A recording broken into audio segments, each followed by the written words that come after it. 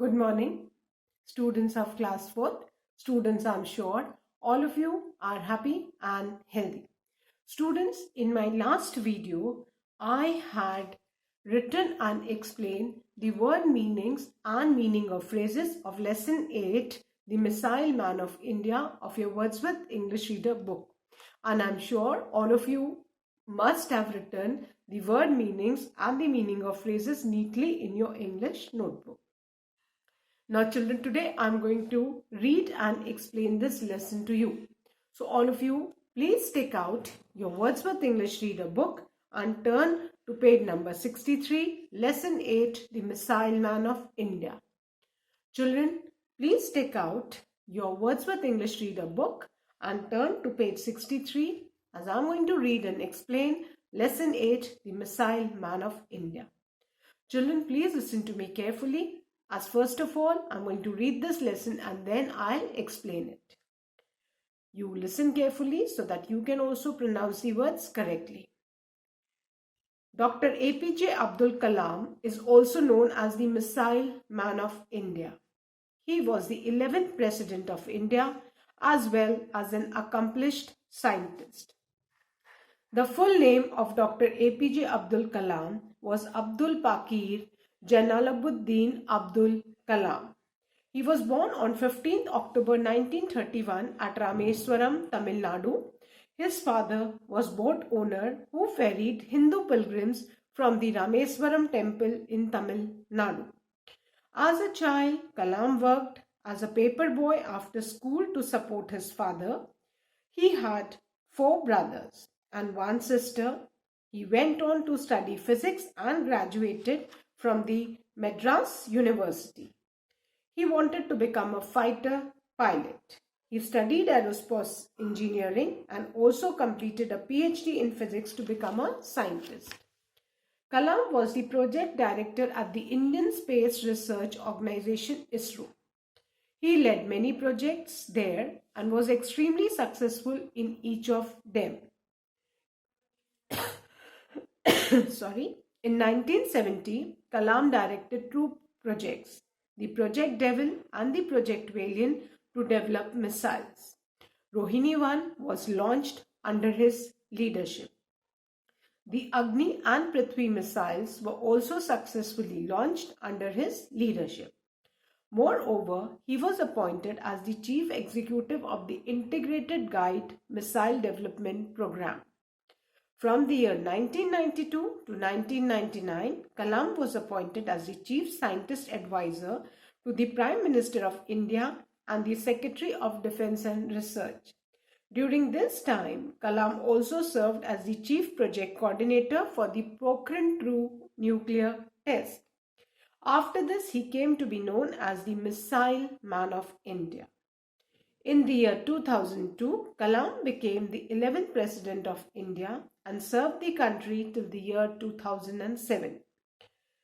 Kalam was the proud recipient of the Padma Bhushan, the Padma Vibhushan and the Bharat Ratna awards from the Indian government in the years 1981, 1990 and 1997 respectively.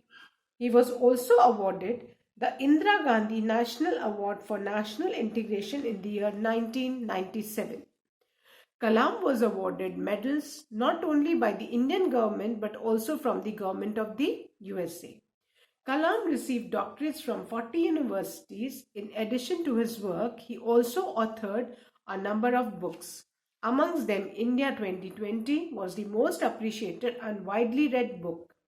Ignited Minds, Mission India, Inspiring Thoughts are some of his other books. He also used to give lectures at many schools and colleges. Kalam loved young people and wanted to make a difference in their lives. Kalam breathed his last while giving a lecture at IIM Shillong. The entire world was saddened by the death of a simple, humble and great man.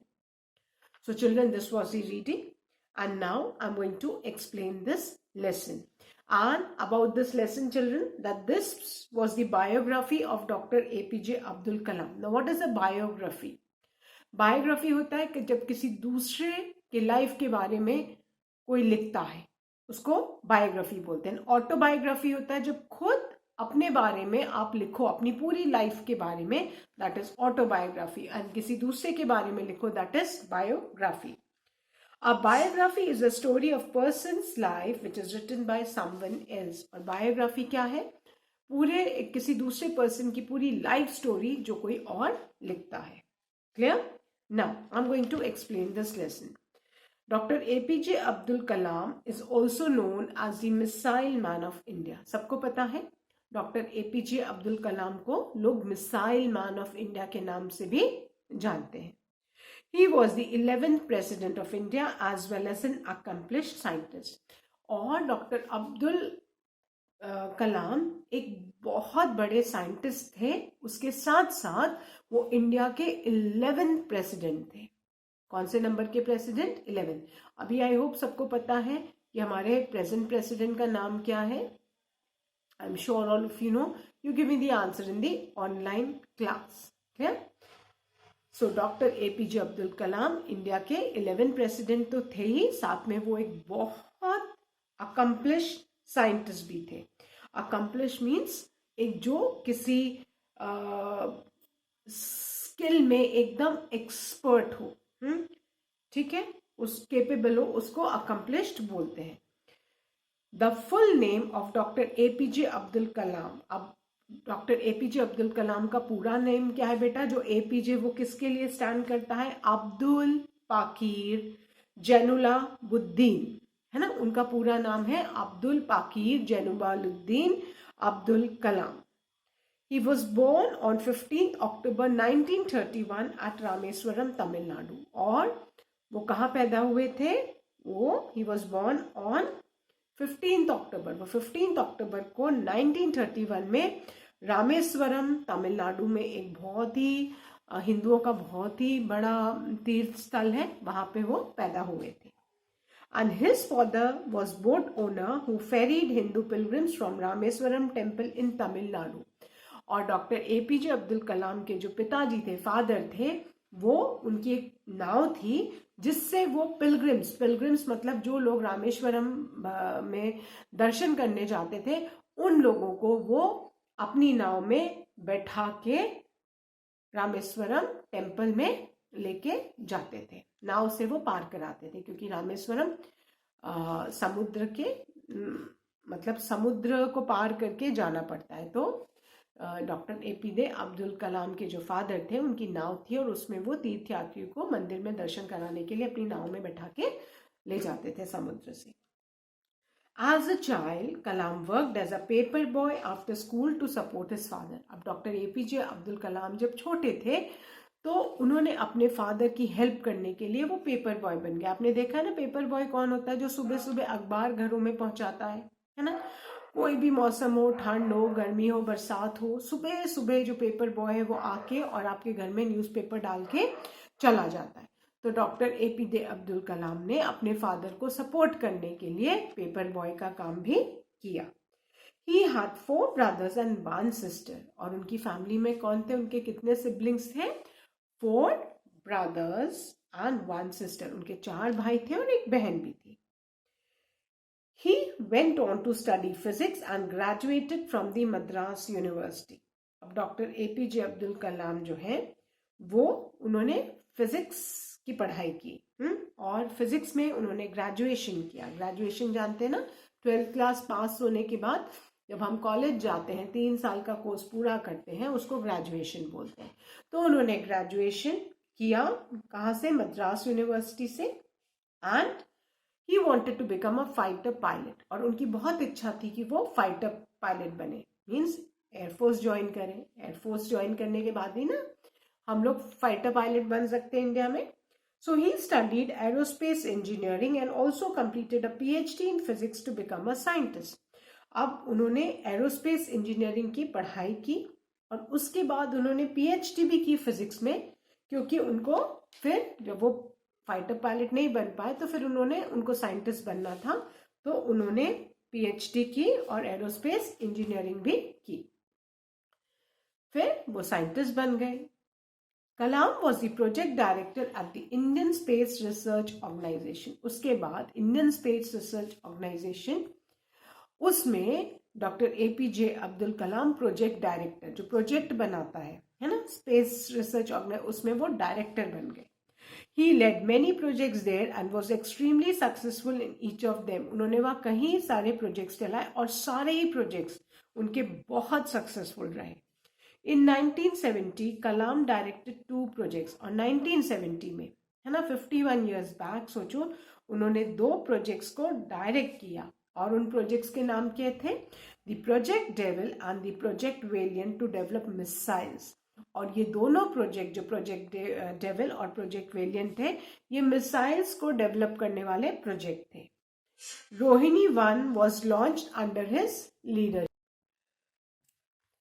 Rohini 1 was launched under his leadership. अब उन्हीं के leadership के under में रोहिणी 1 भी launch की गई. The Agni and Prithvi missiles were also successfully launched under his leadership.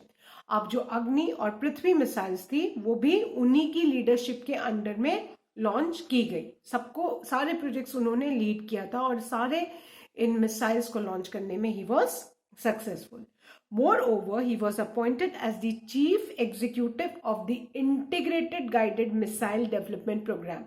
और इसके अलावा उनको अपॉइंट किया गया था chief executive integrated guided missile development programme, जो इंडिया का बहुत बड़ा प्रोग्राम है जो मिसाइल को डेवलप करता है, उसके वो चीफ एग्जीक्यूटिव बने.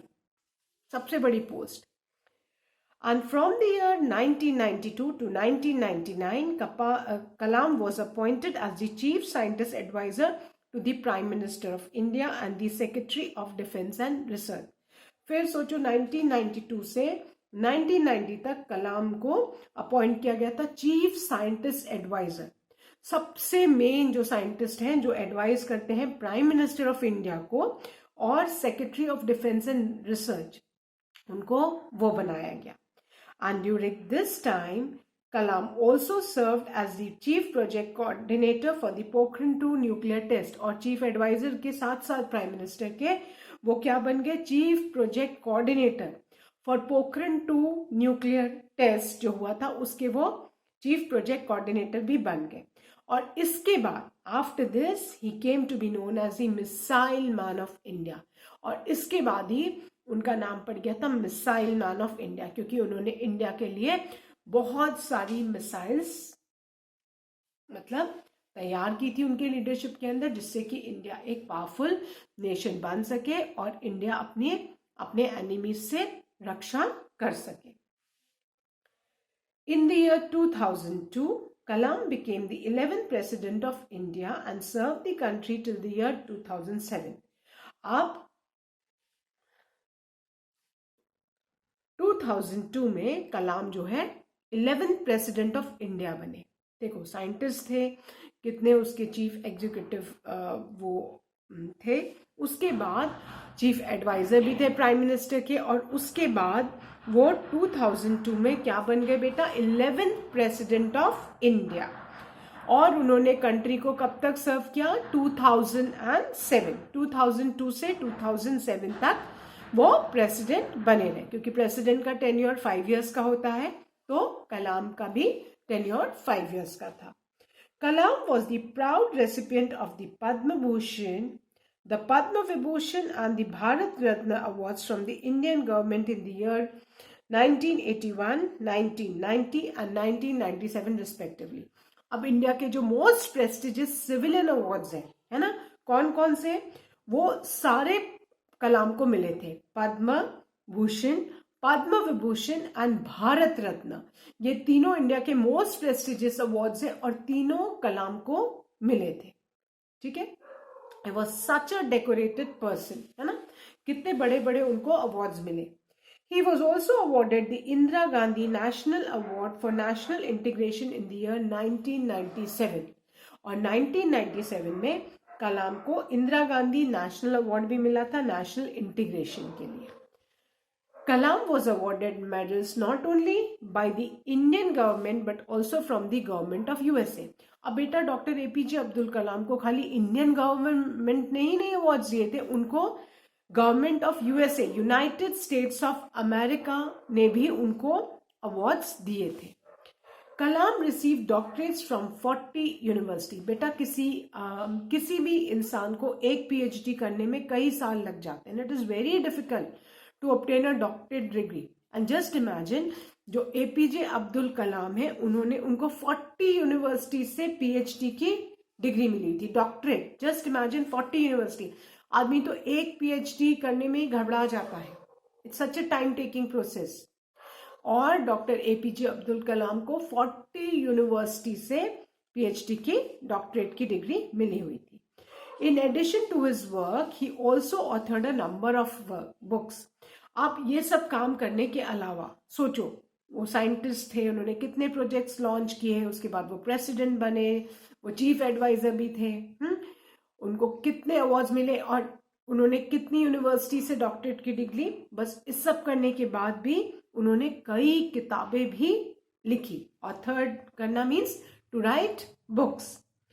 अमंग्स देम, और जितनी भी बुक्स उन्होंने लिखी थी उसमें से India 2020 was the most appreciated and widely read book. उनकी जितनी भी किताबें लिखी हुई थी उसमें सबसे ज्यादा किस किताब की तारीफ हुई और जो सबसे ज्यादा लोगों ने पढ़ी है, उस किताब का नाम है India 2020। What is the name of the book? India 2020, जिसको सबसे ज्यादा अप्रिसिएशन मिला और सबसे ज्यादा लोगों ने पढ़ी। Ignited Minds, Mission India, Inspiring Thoughts are some of his other books. और इंडिया 2020 के अलावा उन्होंने कुछ और भी बुक्स लिखी, उनमें उनके नाम है ignited minds, mission India, inspiring thoughts are some of his other books. तो हमने इस लेसन में उनके लिखी हुई कितनी बुक्स के नाम पढ़ी? 4। India 2020, ignited minds, mission India, inspiring thoughts.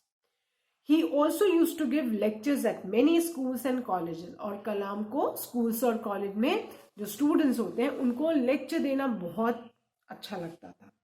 Kalam loved young people and wanted to make a difference in their life, क्योंकि कलाम को यंग लोग, है ना, उनको यंग लोग, स्टूडेंट्स बहुत अच्छे लगते थे और वो चाहते थे कि उनके बोलने से बच्चे इंस्पायर हो, मोटिवेट हो और वो बच्चों अपने स्पीच से, अपने थॉट से बच्चों की लाइफ में एक चेंज ला सके, ताकि बच्चे भी उनके जैसे ग्रेट बन सके। कलाम breathed his death while giving a lecture at IIM Shillong. और कलाम की डेथ कैसे हुई? वो IIM शिलोंग में लेक्चर देने गए थे, स्टूडेंट्स को एड्रेस कर रहे थे और सडनली वो बात करते करते गिरे। सब लोगों ने न्यूज में भी देखा होगा इसको। और वो बात करते करते गिरे और बैठे और वहीं उनकी डेथ हो गई। तो वो इतना, मतलब लास्ट मोमेंट तक भी वो काम कर रहे थे, है ना, वो स्टूडेंट्स को मोटिवेट कर रहे थे और IIM शिलोंग के बच्चों से वो बात कर रहे थे स्टेज पे और एकदम से वो बैठे और वहीं उनकी डेथ हो गई। The entire world was saddened by the death of a simple, humble and great man. और सारे लोगों को वो इतना मतलब सारे लोग उनको रिस्पेक्ट करते थे, इतना पसंद करते थे कि पूरी कंट्री दुखी हो गई थी, है ना। नॉट ओनली हमारे अपने country but across the world, पूरी दुनिया के लोग दुखी हो गए थे क्योंकि वो पूरी दुनिया में एक बहुत रिनाउंड पर्सनालिटी थे, वो इतने ग्रेट थे, उसके बाद भी उनको बिल्कुल भी घमंड नहीं था। ही वॉज मतलब one of the most humble man. वो ग्रेट थे, इतने क्वालिफाइड थे, इतने बड़े साइंटिस्ट थे, प्रेसिडेंट रह चुके, लेकिन उसके बाद उनको जरा भी घमंड नहीं था। वो बच्चों से भी बहुत प्यार से बात करते थे, स्टूडेंट से भी बात करते थे, किसी से भी उनको जरा भी एरोगेंस, घमंड, प्राइड नहीं था कि वो इतने बड़े आदमी हैं। वो सबसे बहुत प्यार करते थे, बहुत डाउन टू अर्थ थे। और सबने सुना होगा कि डॉक्टर APJ अब्दुल कलाम बहुत फेमस है अपनी सिंपल लिविंग के लिए।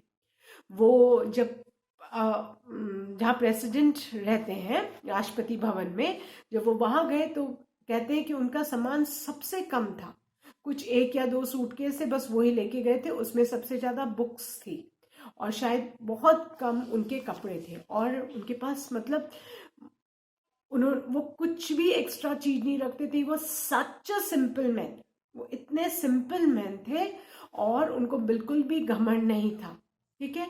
और मैक्सिमम चीजें वो डोनेट कर देते, अपनी दान कर देते थे। जब उनकी डेथ हुई तो पूरी इंडिया के ही नहीं, पूरी दुनिया के लोग दुखी हो गए, क्योंकि उन्होंने एक बहुत ग्रेट पर्सनालिटी को खो दिया था। आई होप अभी सबको ये लेसन समझ में आ गया होगा children.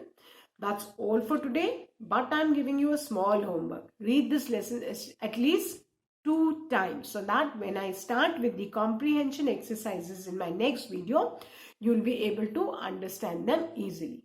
So that's all for today. Thank you, children. Do read this lesson 8. Have a good day ahead.